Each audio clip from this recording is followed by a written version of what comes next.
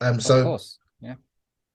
how do you feel, especially in a Southern African context? I'm not sure how familiar you are with um like Zimbabwe and other parts of Africa. How do you feel African South Asians, or I don't know if you South Asians, Africans, or Africans of South Asian descent?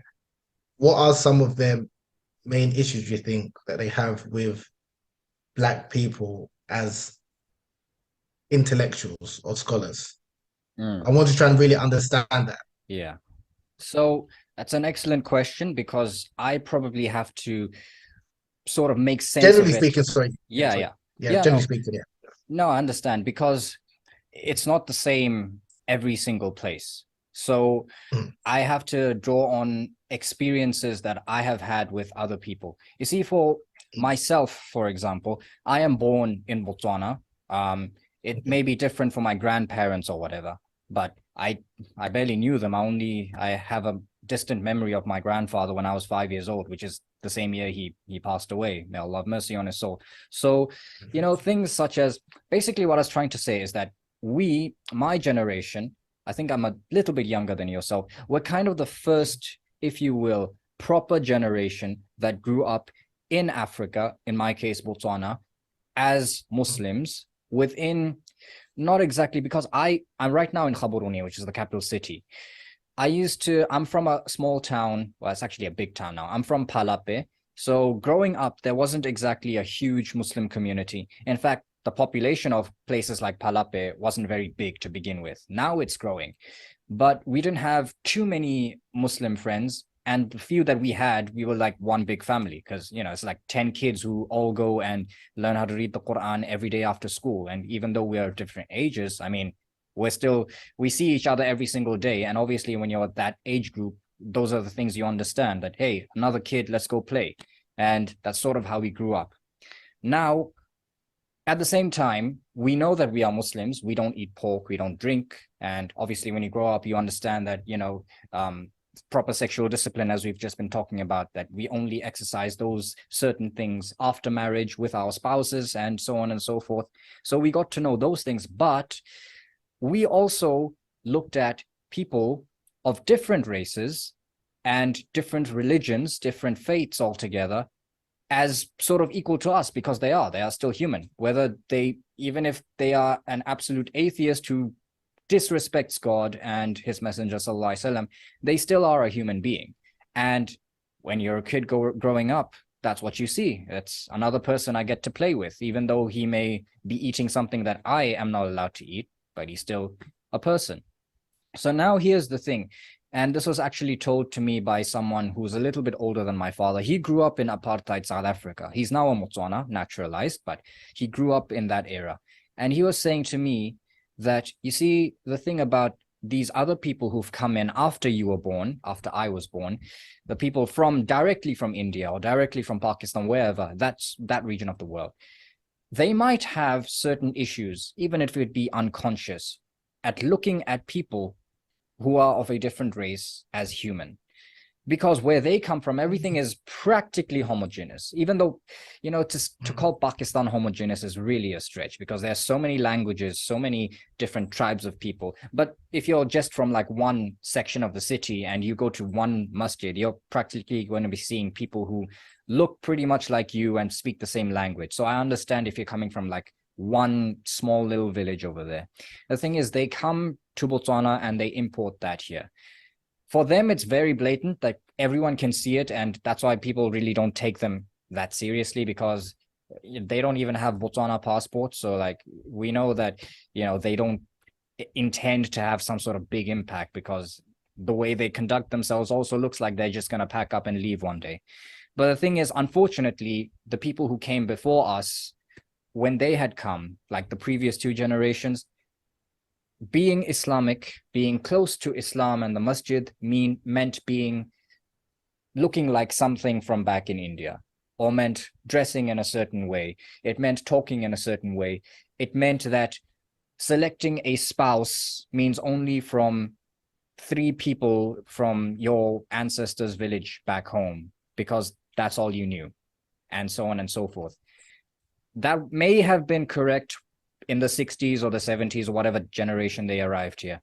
But is it still correct in 2023? I honestly do not think so.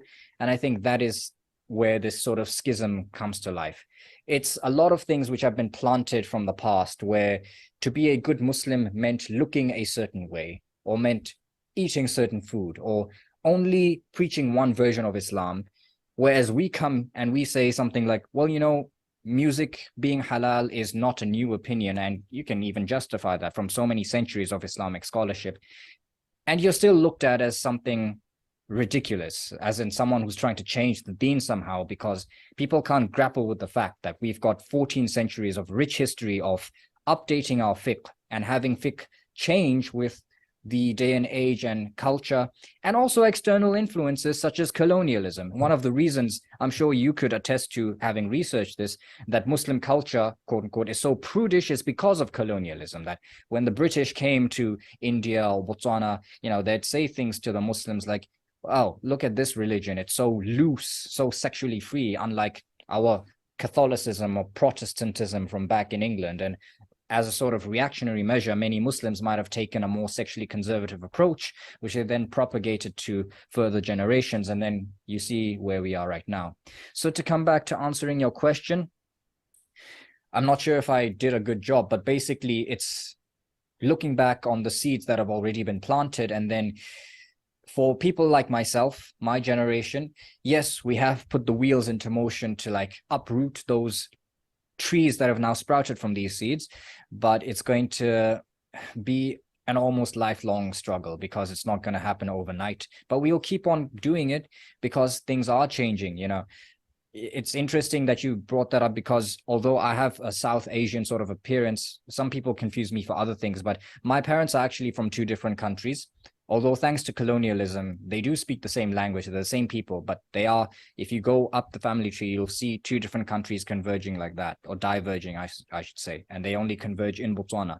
So that is also something, I guess, colors my outlook, because my family has been already, it comes from such a diverse background, and that's never been an issue for me. So for me tomorrow, if I have to go select a spouse who is of a different race, my parents have already said that they've got zero issue with such a thing, as long as she has proper Islamic values, which is obviously not going to be an issue if she's already someone who's devoted to the faith. So I know I'm going all over the place, but I hope I've made some headway in answering that question. No, very good. We're very well answered. Very, very appreciate that. And last question: has there been? I don't like to. I'll ask it two parts, 'cause I don't just like to use it like on the negative. But the first part of the question is: has there been much pushback in the Botswana Muslim community towards your work? And then the second part is going to try and come from a positive aspect. Is what would you like the key takeaways for people to like? If someone doesn't know about your podcast, maybe if you want to give like a very high level pitch in terms of what it's about and what you want the key takeaways for Muslims and non-Muslims to take away from your podcast. Okay, so in terms of pushback, yes, there has been. You kept on mentioning that episode with Sheikh Ismail Kamdar. I've got two episodes with him, but I believe you were referring to the first one when I had him on the very first time. That was in, I think it was Ramadan 2020. So the first lockdown. Sweet memories of that now. So basically, there's a section where he talked about the updating of fiqh, and he talked about what many South Asians call a topi or a kufi or whatever, and how, according to his interpretation and his reading of the Quran and Sunnah, that is not Sunnah, that is a cultural thing. Because once upon a time in England, it was also the cultural norm for a man to cover his head, the bowler hat. And then even we grew up knowing that, oh, English people, whenever they see a lady, they'd be like, oh, how do you do? They take their hat off and all that sort of stuff. That's no longer the norm, and that's fine. And I remember posting that on one of these Muslim WhatsApp groups, and then I got a message at 3 a.m. in the morning. Obviously, I saw it much later, because no one who's going to wake up to see WhatsApp messages at that time. But yeah, he's like, can you send me everything before you send it to the group? Because we fear that you'll be confusing people and dividing the ummah. I'm like, it's an alim. He's a scholar. He's already substantiated what he said. You don't agree with him, fine. But I mean, okay, but then that showed to me, it basically confirmed what Sheikh Ismail was saying, that these people are very rigid in their ways, and whenever you shake the boat, as we were clearly doing, then that is the type of reaction you will get. And it's funny because, they sent me a little booklet. It's called The Crown of the Believer. I don't know if you've ever seen it. It's a South African publication. And I showed that to Sheikh Ismail, and he laughed. He's like, this is the book that says you have to wear that topi whilst you're engaged in sexual intercourse. So I don't know what kind of what exactly they're trying to pull there, but there's that. And hey, if anyone actually wants to do that, I'm no one to tell you what you can and cannot do in the bedroom. So be my guest, inshallah. So that is one pushback. And yeah, also with Sheikh Ismail Kamdar, there was another episode I did the year after. It was Ramadan, and we were talking about the rakats in Taraweeh. Is it 20 or 8? And he was leaning to the fact that, first of all, according to the opinion of Muhammad ibn Hassan al-Shaybani, who is notable because he was the student of both Imam Abu Hanifa and Imam Malik rahmatullah alayh.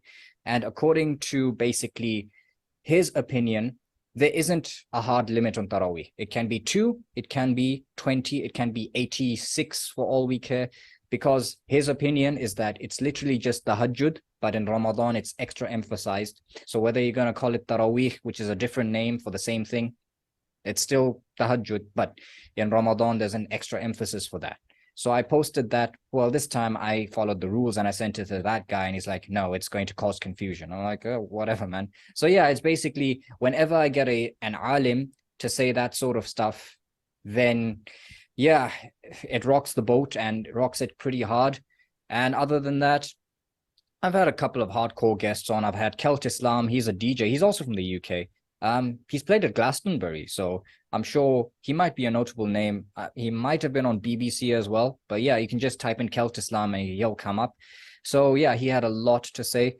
I'm sure there are people talking about me behind my back, which is, yeah, whatever. That's your choice to make. But yeah, I've also had, you see, I do have pierced ears, by the way. So people have asked my producer Ishaq, who has been on the podcast, like they ask him, like, what's up with him? Is he okay? Why is he walking around with earrings? And I'm like, and then he literally brushes them off in his own way. But, I don't have an issue with, I go to the masjid with my earrings and I genuinely don't care anymore. And at this stage, no one even asks, because they just look at me. People look at me funny because I don't fold my hands when I pray. I'm Maliki. We pray with sadl. But, at first people were like, what the hell is he doing? But now I think people have just accepted it. And I think I've kind of, gotten to the, how should I say, I've made a name for myself. And I think people don't have a gripe they don't have an apple to peel with me anymore, because there's nothing more they can say. But yeah, you never know. Maybe something else will come up after this episode, because it's the first R18 rated episode. But there's that.